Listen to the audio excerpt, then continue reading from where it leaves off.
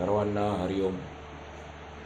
शुकासारिखे पूर्ण वैराग्य जाचे, वसिष्ठा परी ज्ञान योगेश्वराचे, कवी वाल्मिका सारिखा मान्य ऐसा. नमस्कार माझा सद्गुरु रामदासा. श्रीमद्दासबोध दशक 11मध्ये आज आपण समास 7वा शिकणार आहोत. या 7व्या समासाचं नाव आहे चंचल नदी. चंचल शब्दाचा अर्थ आपल्याला माहिती आहे. चंचल म्हणजे अस्थिर. मनासाठी चंचल शब्दाचा उपयोग केला जातो, कारण मन अस्थिर आहे, कधी ते स्थिर नसतं. या समासाचं नाव दिलेलं आहे चंचल नदी. मग ही नदी कोणती आहे ते आपण या समासातून शिकणार आहोत. या समासामध्ये श्री समर्थ माऊलींनी मूळ मायेला नदी म्हटले आहे, कारण मूळ माया ही चंचल आणि वासनेने भरलेली असल्यामुळे ती वाहत्या नदीसारखी आहे. परब्रह्माच्या अनंत शक्तींपैकी ती एक विलक्षण शक्ती आहे. तिचे मूळ स्वरूप अतिशय सूक्ष्म, निर्मळ, सर्वव्यापी आणि परब्रह्मा इतके पवित्र असते. म्हणून तिच्या केवळ स्मरणाने जग देखील पवित्र होऊन जाते. परंतु संपूर्ण विश्वाला चालवणारी ही सूक्ष्म शक्ती वेगळेपणाने पाहू गेल्यास कोणालाही दिसत नाही. मूळ माया वेगळेपणाने कोणालाही दिसत नाही. तिचा प्रवाह सूक्ष्माकडून स्थूलाकडे वाहत जातो. जगामध्ये वावरणाऱ्या प्रत्येक जीव प्राण्यामध्ये तीच कार्य करते. प्राण्यांमधील सत्व, रज, तम इत्यादी गुणांप्रमाणे सौम्य, उग्र, क्रूर किंवा प्रेमळ व्यक्त स्वरूप धारण करून मूळ मायाच व्यक्त दशेला येते. तिच्या सामर्थ्याला अंत नाही. माणसांमध्ये ही मूळ माया वृत्ती रूपाने दिसून येते. सामान्य माणसाची वृत्ती स्थूलाकडे धाव घेते, म्हणून बहुतेक माणसे तिच्या प्रवाहात वाहत जातात आणि वाहता वाहता शेवटी नाहीशी होतात. काही थोडीच माणसे स्थूलाकडून धावणाऱ्या आपल्या वृत्तीला उलटवतात आणि सूक्ष्माच्या प्रांतात अधिकाधिक प्रवेश करतात. वाटेत त्यांना ब्रह्मलोक लागतो. तो सुद्धा मागे टाकून ते उगमापर्यंत पोचतात, तेव्हा तेथे त्यांना मूळ मायेचे शुद्ध स्वरूप अनुभवाला येते. मी ब्रह्म आहे हाच तो अनुभव. या अनुभवाच्या देखील पलीकडे गेल्यानंतर वृत्ती नाहीशीच होते. ब्रह्माशी एकरूप झाल्यामुळे मूळ माया अंतर्धान पावते आणि म्हणूनच या नदीच्या उगमापलीकडे जाऊन बघितले तर नदी नव्हतीच असे अनुभवाला येते. हा दिव्य अनुभव घेणाऱ्या थोर पुरुषाला स्वामीजींनी वृत्तीशून्य योगेश्वर असे सार्थ नाव दिले आहे. समर्थ सांगतात, मूळ माया ही एक सतत वाहणारी नदी आहे. ती एक अदृश्य गंगा आहे. तिच्या स्मरणाने सुद्धा मनुष्य पवित्र होतो. इतकेच नाही तर तो उद्धरून जातो. ही गोष्ट खोटी नाही याचा प्रत्यक्ष प्रत्येकाने रोकडा अनुभव घेऊन पाहावा. ही नदी निश्चळ ब्रह्मरूप पर्वतामध्ये उगम पावते आणि खाली तोंड करून ती जोराने वाहत जाते. सूक्ष्म आणि अदृश्य असलेल्या ब्रह्माकडून ती स्थूल व दृश्य विश्वाकडे वाहत जाते. पण गंमत अशी आहे की ती अखंड जरी वाहत असली तरी तिला अजूनपर्यंत कोणीही पाहिले नाही. विश्वाला चालवणाऱ्या शक्तीला जरासुद्धा विश्राम नाही, आराम नाही. फक्त तिचे कार्य तेवढे आपल्या नजरेस पडते. तिचे मूळ स्वरूप आपल्या अनुभवाला येत नाही.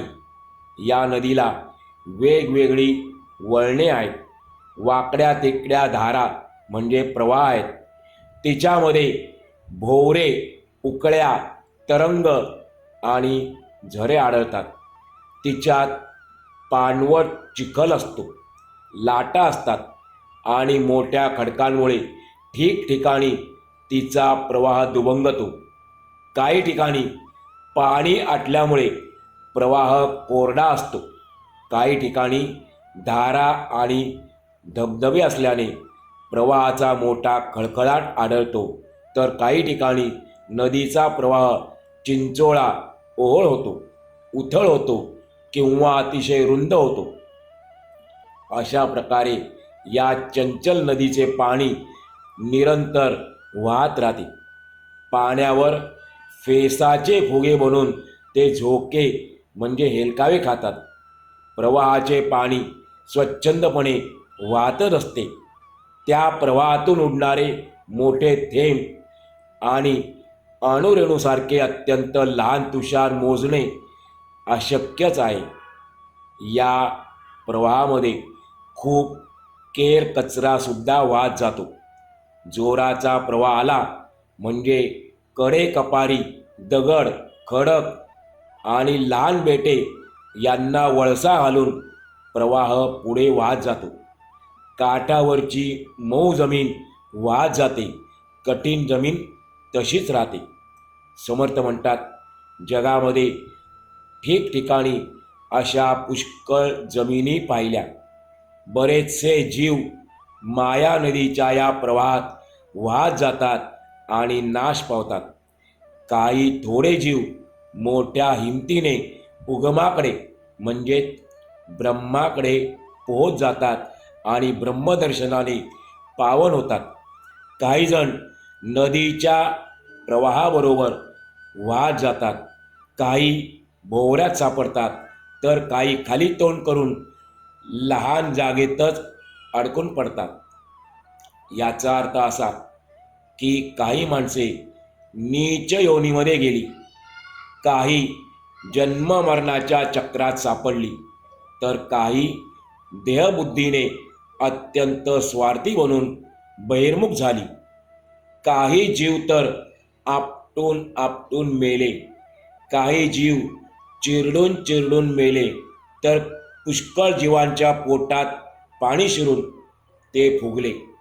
याचा अर्थ असा की काही जीव दृश्य पसाऱ्याच्या मागे लागले, पण तेथे द्वैताने संघर्ष निर्माण होऊन मार खाऊन मेले. काही जीव संसारातील संकट परंपरेने दडपले गेल्यामुळे मेले आणि पुष्कळसे जीव अहंकाराने उन्मत्त होऊन शेवटी वाया गेले. काही जीव मोठे बलवान होते. प्रवाहाच्या उलट दिशेने पोहत पोहत ते नदीच्या उगमापर्यंत जाऊन पोचले. त्यांना उगमाचे दर्शन झाल्यामुळे ते पवित्र झाले आणि त्यांना तीर्थाची थोरवी लावली. याचा अर्थ असा की सूक्ष्माकडून स्थूलाकडे धाव घेणे हा मायेचा स्वभावच आहे. त्याच्या विरुद्ध दंड ठोकतून उभा राहणारा माणूस मोठा बलवान असतो, शक्तिशाली असतो. आपली शक्ती वापरून तो स्थूलाकडून सूक्ष्मामध्ये प्रवेश करतो. अशा रीतीने अधिकाधिक सूक्ष्मामध्ये शिरता शिरता तो अखेर निश्चल ब्रह्मापर्यंत जाऊन पोचतो. ब्रह्मदर्शनाने तो पावन होतो, पवित्र होतो आणि पवित्रपणामुळे तो तीर्थाची योग्यता प्राप्त करून घेतो. या गंगेमध्ये उफराटे जाऊन पाहिले तर तेथे ब्रह्मादिकांची भुवने आढळतात.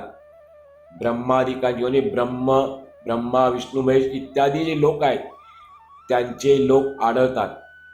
ब्रह्मांडामधील देवतांची स्थाने लागतात.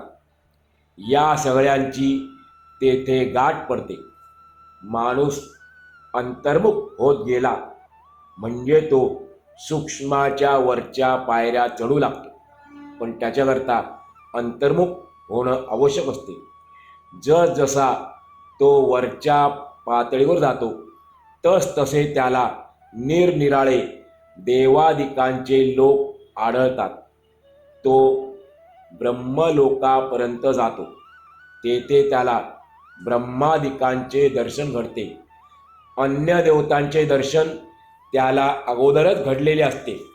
उगमापाशी मायारूपी गंगेचे पाणी अतिशय निर्मळ असते, पण ते अत्यंत चंचल, अस्थिर आणि प्रवाही असते. म्हणून त्याला आपो नारायण असे म्हणतात. या मायारूपी गंगेच्या पाण्याला निर्मळ आहे, चंचल आहे, प्रवाही आहे, म्हणून त्याला आपो नारायण असे म्हणतात. गुणमाया निर्माण होण्यापूर्वी मूळ माया ही खरोखरच ब्रह्मस्वरूपच असते. म्हणून ती अत्यंत पवित्र, निर्मळ आणि भेदरहित असते. कारण मुळामध्ये ब्रह्मच कसं आहे, ब्रह्म अत्यंत पवित्र आहे, निर्मळ आहे, भेदरहित आहे आणि मूळ माया पण ब्रह्मस्वरूप असल्या कारणाने ती सुद्धा पवित्र आहे, निर्मळ आहे, भेदरहित आहे. ही महानदी खरी, मूळ माया ही महानदी खरी, पण ती आकाशात वाहते. ती सारखी प्रत्यक्ष वाहतेच आहे. स्वर्ग, मृत्यू आणि पाताळ या तिन्ही लोकात ती पसरलेली आहे. मूळ माया अत्यंत सूक्ष्म असल्याने ती अत्यंत सूक्ष्म अशा आकाशात वाहते. खरं तर आकाशाच्याही पलीकडे तिचे मूळ आहे. खाली वर 8 दिशा मिळून 10ही दिशांमध्ये मायेचा प्रवाह भोवऱ्यासारखा सतत फिरतोच आहे. म्हणून ज्ञानी पुरुष तिला ईश्वरासारखीच मानतात, कारण ती ईश्वरासारखी सर्वव्यापी आहे, सर्वांवर सत्ता गाजवणारी आहे. म्हणून ती ईश्वर स्वरूपच आहे असे ज्ञानी लोकांचे मत आहे. समजा असंख्य भांडी आहेत आणि त्यामध्ये पाणी भरले. काही भांड्यातील पाणी पाझरून जाते, तर काही भांड्यातील पाणी संसाराच्या कामासाठी खर्च होते. आता लक्षात असेल की भांडी म्हणजे आपण वापरतो आपल्या प्रपंचामध्ये आज तशी नाही, ही मातीची भांडी आहे आणि त्यामुळे काही भांड्यामधलं पाणी पाझरून जातं, काही भांड्यातलं पाणी आपण आपल्या संसाराच्या कामासाठी खर्च करतो. आता भांडे म्हणजे काय, पाणी म्हणजे काय ते आपल्याला समर्थ समजावून सांगतात. भांडे म्हणजे सर्व प्राणी मात्र समजावी व पाणी म्हणजे माया समजावी. पाणी पाझरून जाते, काही भांड्यामधलं पाणी पाझरून जाते म्हणजे माया नाहीशी होते. स्वामीजी सांगतात, आत्मज्ञानी पुरुषाच्या बाबतीत असे घडते. त्याच्या देहरूपी भांड्यामध्ये स्वस्वरूप भरून राहते. इतर माणसे मायेमुळे संसारातच गुरफटून जातात. इतर भांड्यातील पाणी आपण संसारामध्ये वापरतो म्हणजे बरीच माणसे, बहुतांशी लोक मायेमुळे संसारातच गुरफटलेले आढळून येतात. ज्या प्रकारचे भांडे असते त्या तऱ्हेची चव त्यातील पाण्याला येते. एखाद्या भांड्यामध्ये पाणी कडवट होते तर दुसऱ्या भांड्यामध्ये ते गुळवट होते. म्हणजे एखाद्या भांड्यात कडू होते तर एखाद्या भांड्यात गुळाप्रमाणे गोड होते. अन्य भांड्यांमध्ये ते पाणी तिखट, तुरट किंवा खारट बनते. माया म्हणजे चित्शक्ती होय.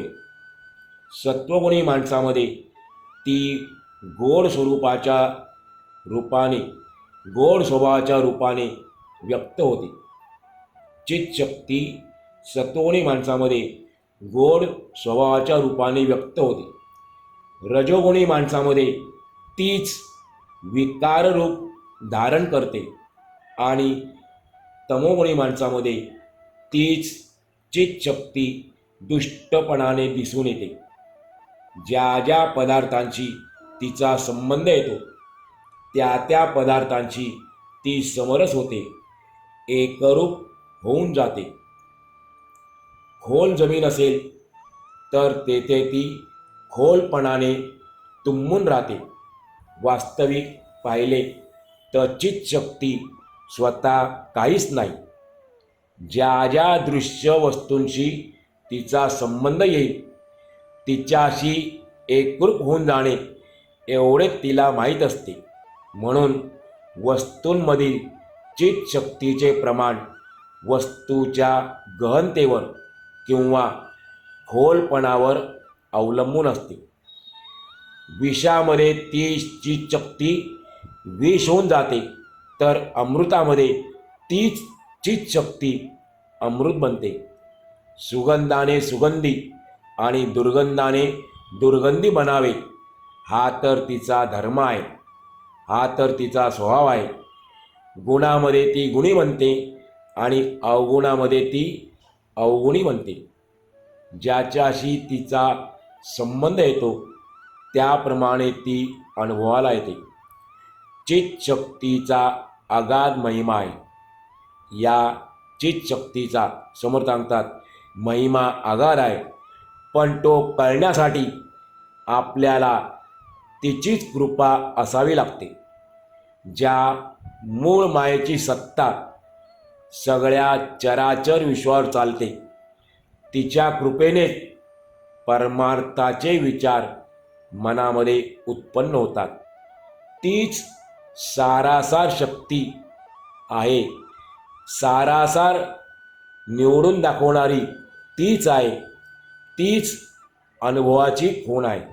म्हणून तिच्या मनात आले तरच माणसाला तिचे अनिर्वचनीय स्वरूपाचे आकलन होते. चित्शक्तीचं स्वरूप कसं आहे, अनिर्वचनीय आहे. ते आपण बोलून दाखवू शकत नाही, शब्दामध्ये मांडू शकत नाही. अनिर्वचनीय असं रूप असल्याकारणाने आपल्याला त्याचे आकलन होत नाही. पण जर तिच्या मनात आले तरच आपल्याला तिच्या स्वरूपाचे आकलन होते. या माया नदीला इतके अथांग पाणी आहे की ती नदी आहे की सरोवर आहे याचा पत्ताच लागत नाही. कितीतरी माणसे माया नदीच्या पाण्यातच वस्ती करून राहिलेली दिसतात. सरोवर स्थिर असते तर नदी अस्थिर म्हणजे चंचल असते. हे दृश्य विश्व स्थिर आहे असे आपल्याला वाटते. आपण जे जगत पाहतो, दृश्य जगत पाहतो, किंबहुना संतांच्या शब्दात हा दृश्य पसारा पाहतो, तो आपल्याला स्थिर आहे असे वाटते. पण ते दृश्याने इतके अपरंपार भरलेले आहे की त्याचे अस्थिरपण, त्याचे प्रवाहीपण माणसाच्या ध्यानातच येत नाही. म्हणून माणूस दृश्याच्या बाहेर पडण्याचा कधी प्रयत्नच करीत नाही. परिणाम शेवटी तो फसतो. दृश्यामध्ये गुंतून पडल्यामुळे, दृश्य पसरामध्ये गुरफटून पडल्यामुळे आणि त्यातून बाहेर पडण्याचा प्रयत्न न केल्यामुळे मनुष्य फसतो. जाणते पुरुष प्रवाहाच्या उलट पोहत पोहत उगमाच्या पलीकडे पोचले.